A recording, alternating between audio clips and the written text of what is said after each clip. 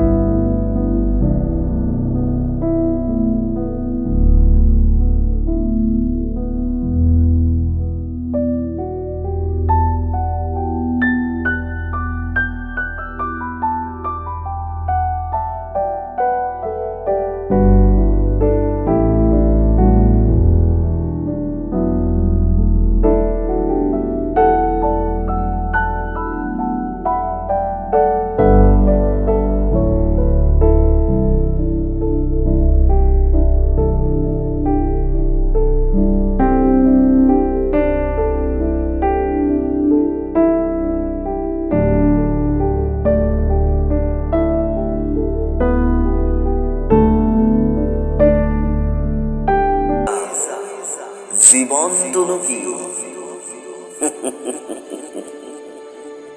মনৰ ক্লাছ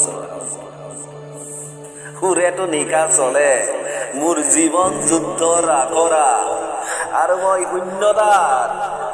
শূন্যতাত বিচৰণ কৰি মোৰ জীৱনৰ সহস্ৰ সপোন দেখো। সেই দেউতাই শিকাই যোৱা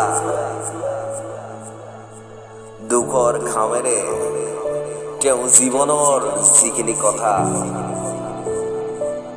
আজিওলৈ মই চলি আছো, এখন বহল সমাজৰ স্বপ্ন বিভোৰ হৈ।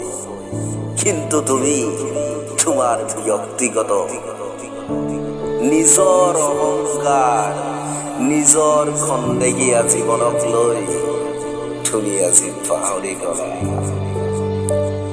সুখী হোৱা, পৰ্যাপ্ত মানে তুমি সুখী হোৱা, আৰু সুখী হোৱা মনৰ জোখাৰে কওঁ।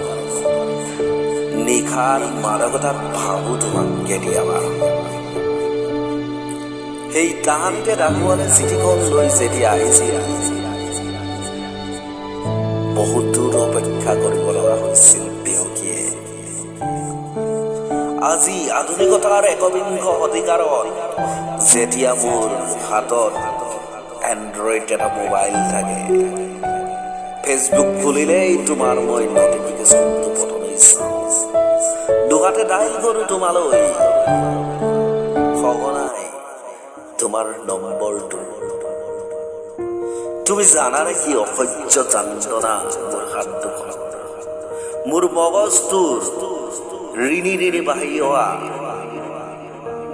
সেই ঐনিতম ফুলটোৰ দৰে ভাবো কেতিয়াবা। ক'বলৈ আৰু মোৰ কথাই আছে, চিঠি লিখি শেষ নহয়। আৰু তোমাক প্ৰথম লগ পোৱা দিনাৰ পৰা কোৱাৰ দৰে সঁচাকৈ তোমাক ভাল পাওঁ, আৰু তোমাৰ বাৰে মোৰ ভুল নাই।